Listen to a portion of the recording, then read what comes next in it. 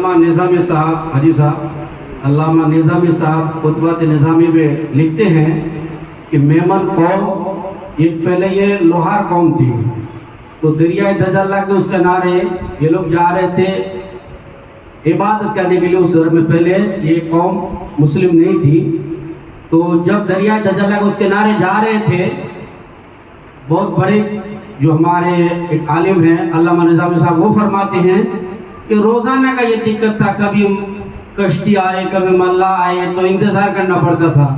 तो एक दिन कश्ती और मल्ला कुछ थे नहीं, तो बहुत देर तक खड़े खड़े वहीं इंतज़ार करने लगे, बहुत देर तक। तो देखा कि ये कौम रोज़ाना इस तरह से परेशानियों में मुब्तला होती है, तो सरकार गौस पाक तो नहीं, सरकार गौस पाक के औलाद बता रहे हैं। तो आए और फरमाया कि आप क्यों यहाँ पर किसके इंतजार कर रहे हैं, क्यों खड़े हैं, किसके इंतजार में हैं? तो फरमाया कि बाबा ये सामने ये समंदर है, दरिया है, और हमें उस पार मंदिर में अपने धर्म के मुताबिक पूजा पाठ करने के लिए जाना है। तो कहा कि वहाँ उस मंदिर में जाना है। कहाँ? तो सरकार गौस पाक के औलाद फरमाते हैं कि अगर मैं वो मंदिर जो उस पार है, अगर उस मंदिर ही को तुम्हारे सामने ला करके इस पार अगर कर दो, तो तुम्हारा जो रोजाने का मामला है आना और जाना तो कैसा रहेगा? तो ये अल्लाह के वली थे, कहा कि ये तो बहुत और अच्छा हो जाएगा। अल्लाह के वली ने फरमाया कि अगर मंदिर को वहां से यहाँ ला करके रख दो, तो इन लोगों ने कहा ये तो बहुत और अच्छा हो जाएगा, हम लोग का रोजमर्रा का जो परेशानी है, दिक्कत है, वो दूर हो जाएगी। तो सरकार गौस पाक के औलाद, आप रब की बारगाह में दुआ फरमाए। जैसे ही आपने रब की बारगाह में दुआ की, अल्लाह की बारगाह में इंतज़ा की, रब को मनाया, अल्लाह वाले हैं जो रब को मनाता है तो अल्लाह भी उसकी दुआ को रद्द नहीं फरमाता। वो मंदिर वहां से उठ करके दरिया के इस किनारे में आ गया। अब सुनिए जो बात में मजा है, जब इस करामत को मेमन कौम ने देखा तो कहा बाबा आपने तो बहुत बड़े नहीं सरकार गौस पाक के औलाद अच्छा मौलाना मुनी साहब ने बहुत अच्छी बात बता दी है। सरकार रिज़कुल्लाह शाह बाबा रहमतुल्लाह ताला अलैहि वो सरकार गौस पाक के औलाद में से हैं। तो अब मेमन कौम ने कहा कि बाबा आपने जो ये करामत दिखाई, आपने जो हमारा ये काम किया, आप उसके एवज क्या लेंगे? तो आप फरमाते हैं कि अल्लाह ने मुझे सब कुछ दिया है, सब कुछ दिया है, मुझे कुछ नहीं चाहिए, बस आप हमारे हाथ पर हाथ देख करके हमारे नाना जान का कलमा पढ़ लीजिए।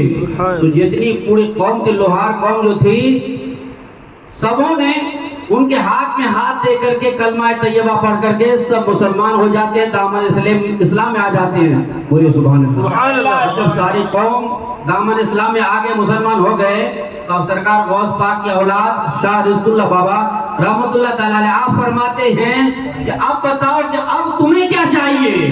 ये करामत तो दे दिया तुमने कि दरिया के उस पार मंदिर था, आ गया, आपने हमारे हाथ में हाथ देकर के मुसलमान हो गए, अब तुम्हें क्या चाहिए?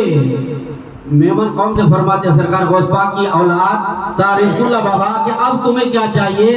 कहा कि हमें दौलत और हुस्न चाहिए। बोलिए सुभान अल्लाह। दौलत और हुस्न चाहिए। आप रहमतुल्लाह ताला अलैह ने फरमाया दौलत और हुस्न चाहिए, या तुम्हें जन्नत नहीं चाहिए? कहा सरकार गौस पाक रहमतुल्लाह ताला अलैह का औलाद शाह रिज़कुल्लाह बाबा रहमतुल्लाह फरमाते हैं कि तुम्हें जन्नत नहीं चाहिए। मेमन कौम ने कहा आप हमारे लिए दुआ कर दीजिए, हुस्न जमाल और पैसे की फरावानी आपने रब की बारगाह में दुआ कर दी। आज तारीख बताती है मेमन कौम से ज्यादा कोई कौम खुशहाल नहीं है, पैसे और मालदार नहीं है, और अल्लाह ने खूबसूरती भी मेमन कौम को अता फरमाया है। दोनों जब दे दिया, फरमाया कि जन्नत नहीं चाहिए, तो आप फरमाते हैं उन लोगों ने कहा कि हम अल्लाह की राह में इतना माल खर्च करेंगे, इतना माल कुर्बान करेंगे कि माल के एवज अल्लाह हमें जन्नत अता फरमाएगा। मेमन कौम भी आज सारी कौम से ज्यादा अल्लाह की राह में सखावत करने में बेमिसाल है। मैं जो कह रहा था, सरकार गौस पाक रज़ियल्लाहु ताला की बारगाह में सरकार आला हज़रत फरमाते हैं दूल्हा से इतना कहे दो, दूल्हा से इतना कहे दो, प्यारे